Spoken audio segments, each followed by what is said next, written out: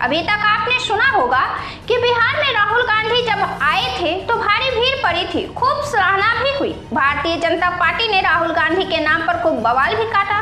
लेकिन अब दोस्तों चुनाव बेहद नजदीक आ चुकी है। इस चुनाव में मैदान कौन जीतेगा, इस पर विचार विमर्श शुरू हो चुके हैं।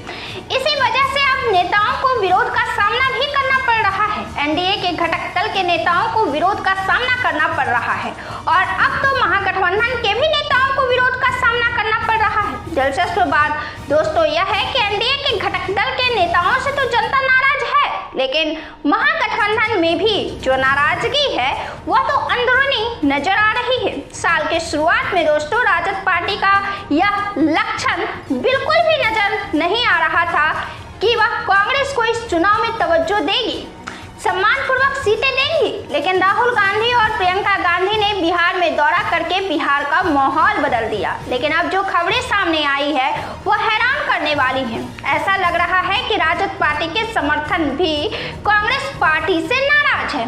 ऐसा लग रहा है कि राजद पार्टी के समर्थक भी कांग्रेस पार्टी से नाराज हैं और यह कहीं ना कहीं दबाव की राजनीति भी है। अब देखिए दोस्तों, राजेश राम मौजूदा समय में कांग्रेस के बिहार में बड़े चेहरे हैं। वे बिहार के प्रदेश अध्यक्ष हैं।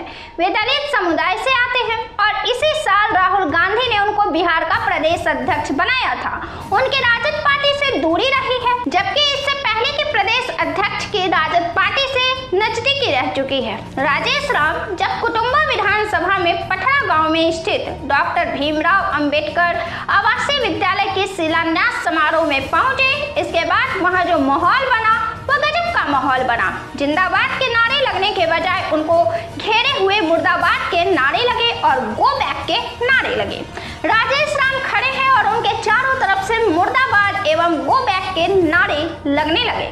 कुटुंबा विधानसभा से वे 2 बार विधायक रहे हैं। नारेबाजी में युवक दल की मौजूदगी थी। इसमें भी सबसे अधिक राजद पार्टी के झंडे ही नजर आ रहे थे। आखिरकार उनको भागना भी पड़ा, लेकिन उनकी हिम्मत की दाग देनी होगी कि वे मंच पर चढ़े, इस विरोध और नारेबाजी के बीच अपना भाषण दिया और फिर शिलान्यास भी किया और फिर सभा को संबोधित भी किया। इस दौरान उन्होंने विरोध करने वाले युवक को भाई बताया और कहा कि शांति से उनकी बात नाराजगी को बातचीत से दूर किया जाएगा। उन्होंने एकजुटता दिखाई और यह एकजुटता दिखाई कि उनकी लड़ाई एनडीए के घटक दल से है और महागठबंधन एकजुट है उस लड़ाई के खिलाफ जो एनडीए घटक दल से चल रहा है, और वह है वोट चोरी, जिसके लिए राहुल गांधी, प्रियंका गांधी और पूरा महागठबंधन एकजुटता के साथ नेतृत्व कर रहा है। वहीं राजद समर्थक का यह कहना है कि वे 2 बार यहां से विधायक हो चुके हैं। कार्यकर्ताओं को कभी प्राथमिकता नहीं दी, क्षेत्र की समस्याओं पर कभी ध्यान नहीं दिया, समस्याओं के समाधान में विफल रहे। यही वजह है कि उनके खिलाफ विरोध एक स्वर से तेज हो चुके हैं। अब इस घटना के नजरिए से देखा जाए तो यहाँ से उनकी उम्मीदवारी पर अब सवाल उठ गया है। महागठबंधन हर हाल में हर सीट जीतना चाहती है। ऐसे में यह एक बड़ा सवाल पैदा होता है कि क्या राजेश राम अपने सीट से फिर से मैदान में उतरने की हिम्मत कर पाएंगे?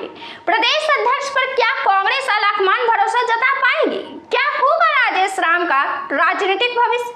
क्या वे इसी सीट से मैदान में उतरने का हौसला कर पाएंगे? और अगर कर भी पाएंगे तो क्या महागठबंधन उन पर भरोसा करेगा या फिर कुटुंबा सीट राजद पार्टी अपने पाले में करना चाहती है? इन सब से पर्दा उठेगा, लेकिन थोड़ा आपको वक्त का इंतजार करना पड़ेगा।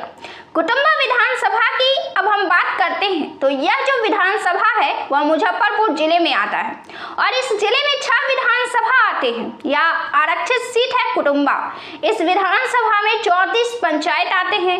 कुटुंबा प्रखंड के 20 पंचायत हैं, नवीनगर प्रखंड के 10 पंचायत है, देव प्रखंड के 4 पंचायत शामिल है। पिछले बार चुनाव में भी कांटे की टक्कर हुई थी। कांग्रेस से राजेश राम और हिंदुस्तान आवाम मोर्चा के श्रवण भुइयां के बीच कड़ी टक्कर थी, कांटे की टक्कर, लेकिन राजेश राम को जीत मिली थी। ये 2 बार से विधायक लगातार है और इससे पहले 2010 में जदयू के ललन भैया ने जीत हासिल की थी। इस वीडियो में दोस्तों इतना ही।